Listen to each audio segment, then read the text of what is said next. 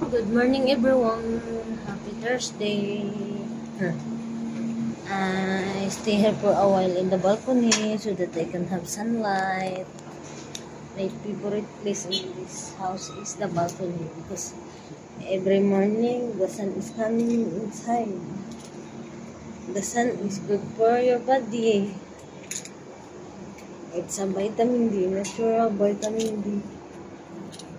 My alaga is sick. She won't be able to go to school again. Yesterday, he already absent. She's stopping and have foods.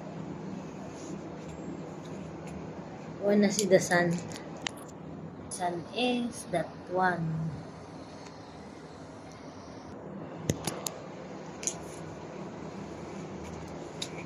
It's 10 to 15 minutes sunlight. It's good for our body.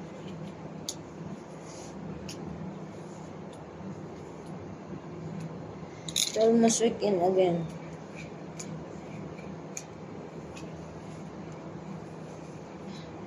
Tomorrow is Friday already.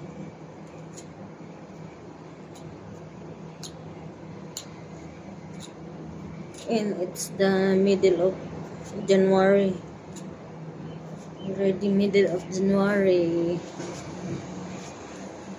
The time is so... It's flying pa.